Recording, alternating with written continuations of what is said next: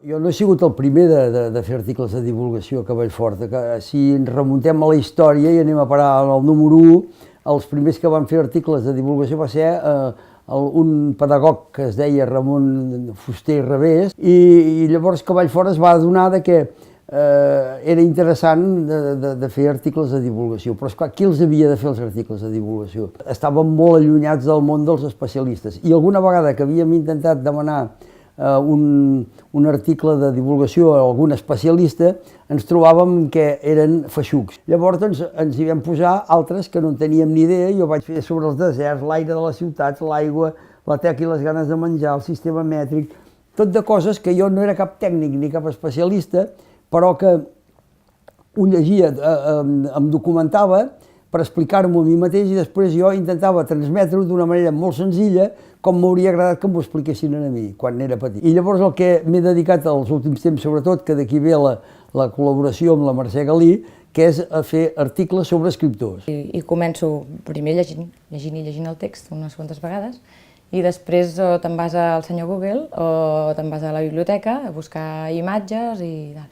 A veure, amb aquestes llegides el que copses és alguna cosa que tu et crida l'atenció i penses que de cara al lector pot ser interessant i divertit alhora. Per exemple, amb Verdaguer hi ha un moment que diu que més ja pel terratrèmol em sento obrir la testa.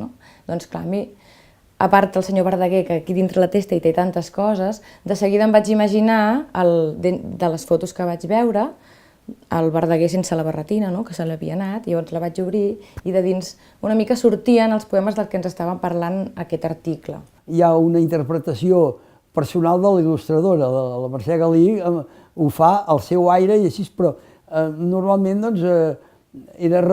reproduïen alguna fotografia del personatge i il·lustraven alguna cosa amb algun poema, però és que jo això ni m'ho imagino, i després quan ho veig normalment ho aplaudeixo, és clar.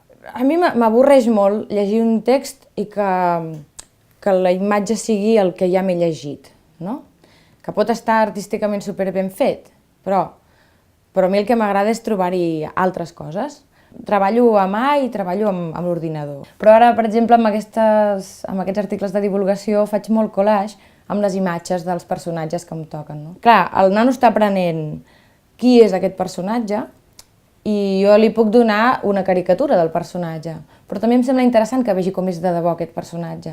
El que estic content és que els que vam començar vam obrir camí a tot de gent que ara, que molts et diuen, jo el primer que vaig llegir en català va ser Cavallfort, i el primer estímul que vaig tenir per escriure alguna cosa així va ser Cavallfort. Doncs tot això omple de satisfacció.